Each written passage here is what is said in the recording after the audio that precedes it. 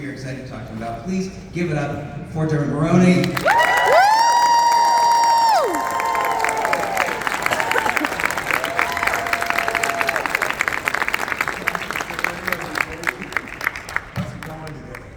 They brought me in the back door like a rock star.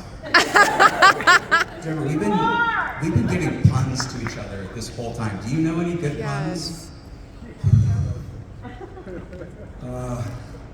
No.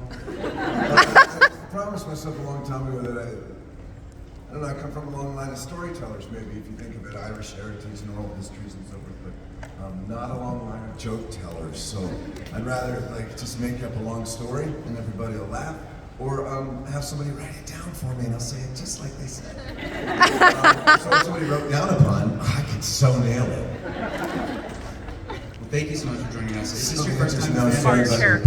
You're fine. You're fine. No worries. There's an attempt. First time at FanX. First time at FanX, yeah. First time really in downtown Salt Lake City in the United States. So thanks. Have you enjoyed it so far? People at the con? Amazing the way they're running it seems so well organized. So that's fun. You all seem to find your way here to this mysteriously numbered room. So that's a plus. It's like a Harry Potter train station, right? It is. You have a 3/4 on the number. But I gotta tell you, backstage, the food's really good there. Pretty nice, you know? But then you look over and there's literally Tony Danza sitting and talking to Christopher Lloyd. So you think, well, they should. They should have really good food for these guys, right? And then I just reap the benefits of, thinking that they're awesome. But I will tell you this morning, literally, it was just one of those. I've seen a lot of other friends and stuff, but to see those two made me realize that I appeared with the two of them in a film. I was in a movie that I can't say the title of, but it rhymes with Bangels in the Outfield. For a movie company called Disney. What? No idea what you're talking about. Exactly, I know. But believe it or not, I had like 2 days on that movie and never thought about it again. It kind of went away, except in the hearts of the young kids that watched it in those years. Because I played that bad dad, that smoking motorcycle dad that says, nah, kid, I can't. You'd be better off without me. So if any of you young men are sitting there now and you're 42, I so get you. And I didn't understand how powerful film could be. If I go in just for 2 little scenes where, there's a kid, it's Joseph Levitt, who's a major movie star since he was 12 in there, Joseph Gordon. So, whatever you said, I agree with you. And I think she said something about watching it, so watch it. But I went up and I was able to say to Tony Danza and Christopher Lloyd, you guys might not believe it. Sorry, Tony, I know you're chewing. But I was in a movie with you, and they're like, yeah. That was about it. Tony gave me a little more than Chris, but... I feel like it would make it, to me, if I were with such a resume like yours, you can go through IMDb, and I'm pretty sure every single person here has something unique that's their favorite that you've done. What is the secret to longevity in this industry? Well, partially maybe that's what I'm describing, that things last longer than I anticipated. So there's a lot of things you can't anticipate how the movie's going to do. Of course, things are so different now, but I'm still thinking in terms of box office, how many people go to see it? They have to leave their house to go see it. There was no way to predict something like Angels in the Outfit. It almost had no meaning to me, except it was a good job, and they put me in Tony Danza's trailer, which was really huge. It was about 1990, right? So it's even only now, coming on 40 years of doing this, that it's taken that long for the impact that it has had on people to mature and to come to the surface again. So anyway, it's very complicated because a lot of these projects went away. So the only place they lived was in the heart of that boy that saw Young Guns at 14, and all their friends went out and got Big League Chew, them and put it in their mouth and act like they're chewing. They got dusters and stuff. Right? Saddle up. Mount up. That's right. Love it. So that stuff I didn't know then was going to last this long, or where whole families would know, did you see the size of that chicken? decades later. So I'm not sure I'm asking your question, but each of those jobs that I have, I now know have landed with somebody, somewhere. Today, 2 people brought up Bad Girls, which is such a nightmare of a movie, mismade and mishandled, and everybody was not even treated that way. And yet there are people out there who that movie has great meaning to, because they're seeing women ride, they're seeing women wind up all still friends at the end, and nobody got killed. I mean, there was only one rape. See what I mean? That was the time where that would be like, that'd be a victory. They were friends, and only Drew Barrymore, the 18-year-old, was doing it when they got raped. So long. But anyway, it's 3, right? 3 people came up to me and talked to me about how meaningful that movie, even that movie, was to them. So I can't calculate it. And to come here and to be face to face with people in a way that I rarely encounter. And I've only started doing this recently. This is coming to light to me now. I'm learning this. How deep the currents run from film, from how films, especially films you saw in a theater or played on your video cassette over and over. Those are so deep in each individual's memory, their attachment with their family. It's incredible. So I have all of you to thank for what I'm experiencing here and after this many years. So thanks. Thank you. Every role. I feel like I've said this with every movie that you've been in. Even if the movie, box office-wise, doesn't end up doing the performance, it's like, well, Dermot was great. You're the one that always shines above in all of these. So thank you. I loved you in New Girl, or the show about the girl and stuff. Yes. That was new. But I want to talk about a Show about the wedding. Just this year, actually, there was a certain superhero series that came out where you play a certain executive person. And the executive branch of the U.S. government. Make some decisions towards the end. I am fascinated with what you felt going into such a big project like that versus maybe doing some more independent things. Is it really just the catering that's the difference, or is there something more? No, really good question. I think they could have made that unnamed series that just came out on the Disney streaming service. They could have made that for half as much money, in my That's Julia opinion. Roberts. But instead, Marvel's mandate right now is to make these shows, maybe 6 episodes, but let's go ahead and spend $15 million per episode. Right when it's a car wreck and alien invasion attack on the United States, they could have done it smaller and saved millions of dollars. That's how they're doing it. So they take all the equipment, you can think of all the time, the setup. And in fact, I'm talking about that scene where the executive of the government is in a motorcade that gets attacked. And it's incredible in that episode of this series. But there's definitely a way they could have done that a lot cheaper. I forget what I'm answering. We can segue into another franchise that you were recently in about, some murders in New York. Things are going around. What was it like working with those legacy characters that have been here for so long, and how did you feel to put your stamp on it? I love Matt Lillard. The first way this started was when I got the part. It's great. It's great. I called my agent and I had mainly one question, which is, do I get to work with David Arquette? And they're like, oh yeah, let me make a call and get back to you. The call was, okay, I've got some bad news. David Arquette's been killed in Scream 5. So I didn't get to work with my favorite legacy character, Dewey the cop. But then we all know in Scream 6 that we were colleagues because the character that I played, of course, was a cop in that town that rhymes with Mutzporo. But then I had to transfer the whole family and everybody to the big city, to do the rest of the movie. But yeah, so I thought I'd be in a small town, be a cop. And they told me I was the cop. So I said, obviously I get to work with Dewey. So that was disappointing. But, Skeet came in to do that flashback in that 6th movie in that famous franchise, sport franchise. And so we buddied up. In fact, it was because of him that he says he does the cons and told me to come. And I'm so proud and grateful to him. I was just standing next to Neb Campbell, who I hadn't seen in like 20 years. I'm like, God, if you haven't gone and waited in her line, go wait in her line. Because, anyway, super beautiful and kind, and so nice to see her again. But the Scream 6, that core 4, all young actors, are amazing to join already a group that was not only like friends, but like a family.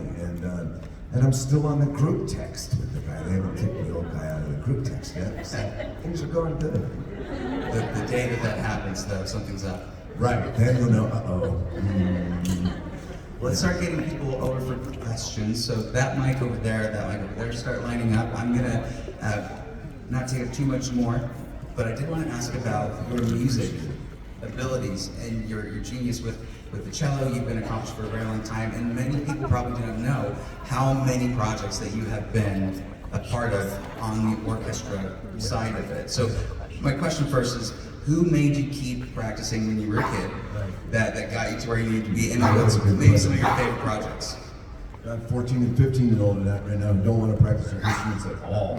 So to get your kid through that phase is super crucial. So we're right there right now with them. But I liked it. I grew up, I started the cello in 7th grade in public school in Virginia, and I just stuck with it.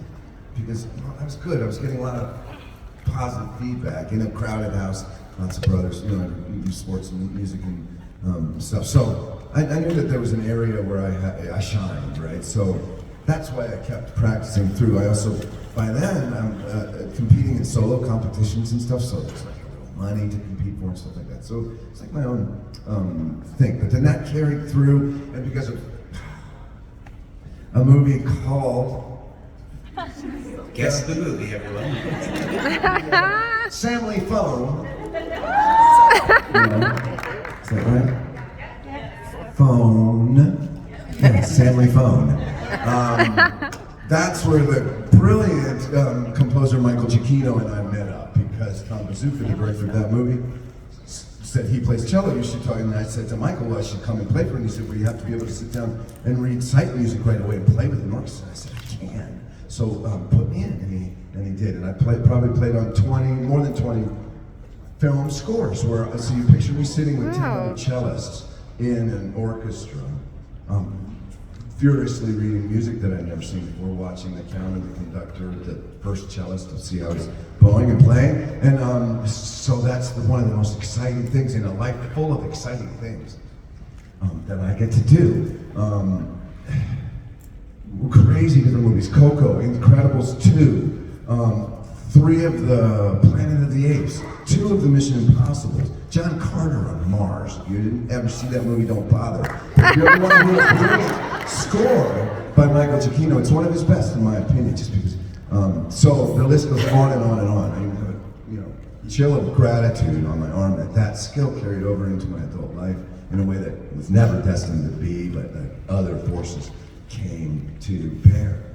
There's one missed thing on my IMDb. It says I'm a solo cellist on Rogue One, a Star Wars story, and I'm not. So that's actually, I'd correct it if I can, because it misplaces me in the rank of cellos. I'm just a section number.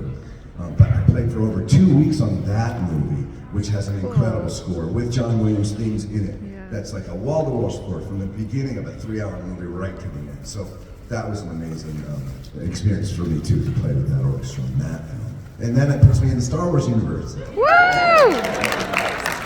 So cool.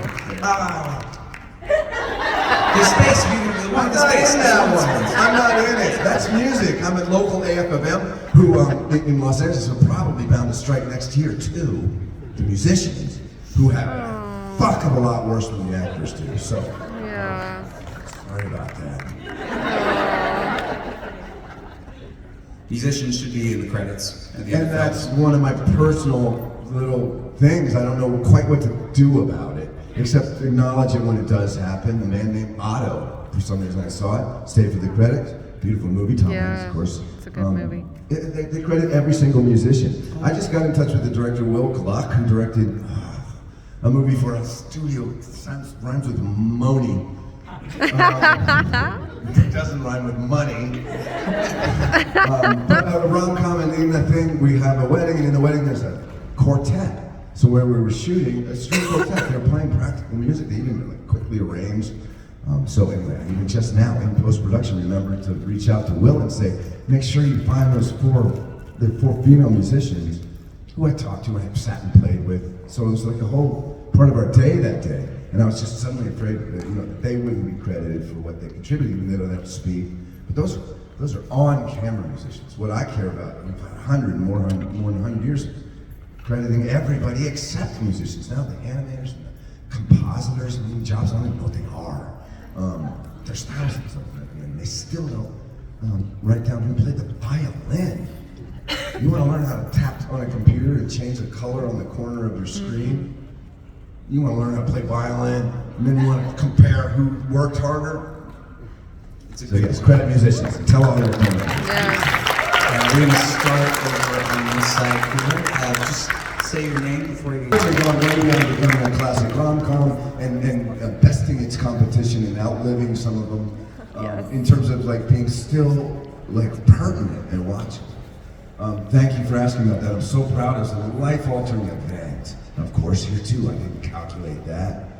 Maybe 28 years ago? But more so than ever, now I recognize that just walking in that room, I auditioned a couple other guys. And auditioned with Julia for the part. So that's when the first day I met her. And we've been friends ever since. By the way, she just sent me a text of her dropping her. Aww. College. That's good. 2 weeks ago. So, an amazing experience to remain friends with Cameron and Rupert just as well. I reworked again with Rachel Griffiths, who was so brilliant as this slutty cousin right, from Texas. And so I just worked with her again and became her friend once again. That was really lovely. Recently this year. So I can't say enough about that movie, but that one I knew was going to be a hit. Julia had done some darker movies. She was like, the moment she's coming back as America's Sweetheart, it was kind of like announced. This is the movie where she's going to have all her red hair again. So I knew that was going to be a hit. No way could I calculate like that much time leading to today where people travel across the world to ask me about that movie. Come on, it's incredible. So much love, you guys. I can't put it into words. Thank you so much. Thank you, Jan. Thank you very much.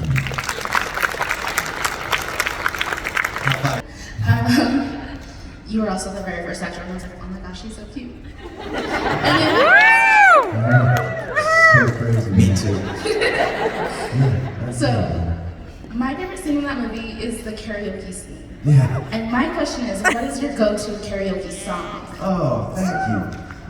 I'll tell you this, I watched this movie projected in the theater recently. I'll tell you 2 or 3 things about it.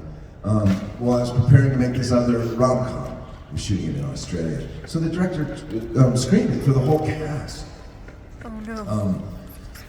So when that scene comes up, the karaoke scene, for some reason, inexplicably, I burst into tears. I think just Cameron. But the other fun part of watching that, Sydney Sweeney's the star of this new rom-com called Anyone But You. Tentatively called Anyone But You. There we go. It's not out yet.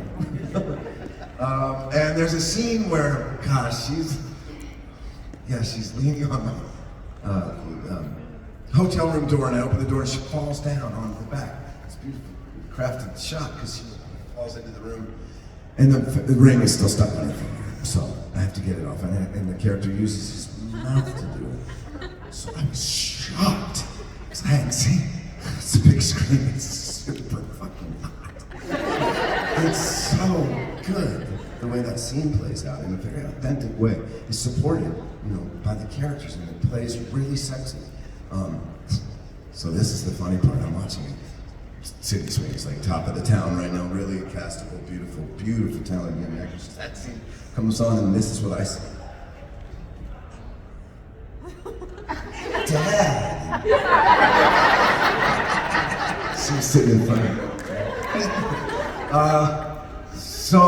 My karaoke, I sing country music with my brother, so I think we're gonna call the band Jackrabbit, so look out for that. So I'm actually a singer. But so karaoke, I don't know, a lot of times like loungy type songs. Sinatra, Tom Jones. Sometimes I'll sing like that for fun. Yeah. What about you? What's your go-to karaoke song? Depends on how drunk I am. How soon do you get to say a little prayer for me? Nice questions.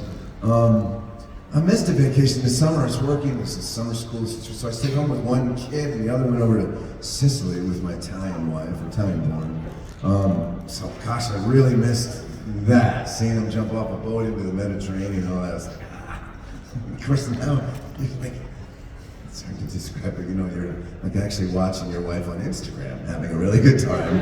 Like somebody on Instagram that goes to beautiful places like Sicily. I'm like, this feels wrong. Like maybe a picture book when you get home, or a slideshow, or you go over to your neighbor's house and they make you watch a slideshow on a trip to Sicily. It's true. That's how we used to do it. But I don't get a lot of vacations, and I travel a ton. And I'm always ready to like take a job because I love it so much. And so, I don't know. I was trying to get a camping trip in with my kids. We used to do a lot more when they were younger, and like each of them individually said this money. Remember, we gotta get a camping trip in time. So it wasn't this weekend or next weekend, but that's what I try to get up for us in LA. We head up to the bottom of the Sierras at the Redwood Sequoia. We have great mountains in Utah too. I You could have brought them. know, so beautiful here. Thank you. I'll be back to explore them later. Thank you so much. See that. So loud, you guys. My lip scar has returned as a point of interest. I can tell you the very first time I was in a magazine, back when people were in magazines, you know, like a profile of a newcomer actor. That's what they asked me about. So and for some reason that article became one of the things that people would find. So they never, and I tell the story, and I never had to answer it again. And then when the internet opened up, first thing, you put in Dermot Mulroney, of course it says net worth, it says wife, but like her, it says Dermot Mulroney scar. So I didn't know what that was about because I didn't know that it meant like the preponderance of people that are coming to your name are asking about this. It's like the third most interesting question that the world can think of about me. Oh my gosh. You're welcome. So it came back a little bit, but not very much, and now suddenly people are interested again. I think it's becoming more prominent, to be honest with you, as I age. But this is what happened. I had two older brothers, and I was a little boy, and it was the night they were gonna let me help feed the rabbits. We had a hutch of rabbits in the backyard that my dad made to keep the rabbits. So if you can picture those little ceramic pet dishes, it was my turn. I go out and get the dish, I head back to the kitchen, and I go down. I remember this, I was 3 and a half. It's my first memory.